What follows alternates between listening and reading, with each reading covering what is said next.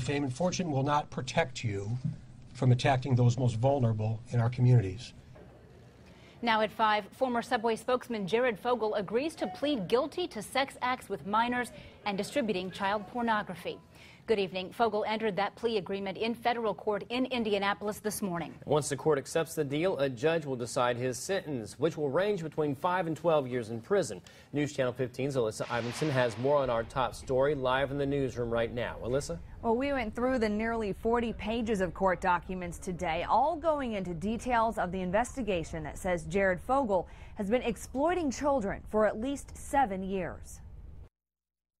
This is about using wealth, status, and secrecy to illegally exploit children. Pages of court documents go into detail of a massive investigation by the Indiana State Police, Indianapolis Police, and FBI into former Subway frontman Jared Fogle. It all started with a tip from the public. You may hide in the confines of your home, on the internet, on your laptop, your tablet, and think you're not being found. We'll find you.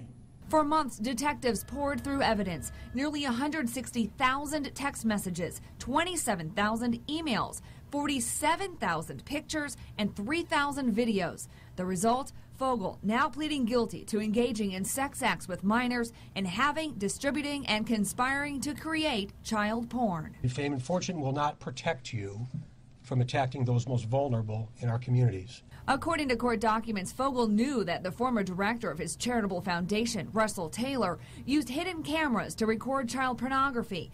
Prosecutors say had Fogle reported it to police when he first found out, he could have prevented 11 more children from becoming victims. We're holding him responsible for all of that victimization. He didn't do the right thing. What he chose instead to do was profit from that exploitation. The investigation also says Fogle had sex with 2 16-year-old girls in a New York hotel and asked one of them to get him other underage girls to pay for sex acts, saying, quote, "the younger, the better."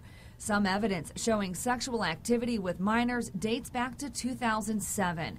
The investigation found 14 victims total. Part of the plea agreement will be paying each one $100,000.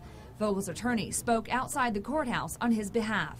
He knows that restitution can't undo the damage that he's done, but he will do all in his power to try to make it right. Jared also knows that he has a medical problem.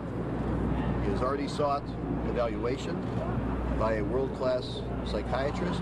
Jared Fogle expects to go to prison. He will do his time. He expects to get well, and he at some point hopes to become once again a productive member of society. Russell Taylor, by the way, is still in federal custody on child pornography charges. Prosecutors have until September 3rd to issue a grand jury indictment. Live in the newsroom, Alyssa Ivanson, News Channel 15.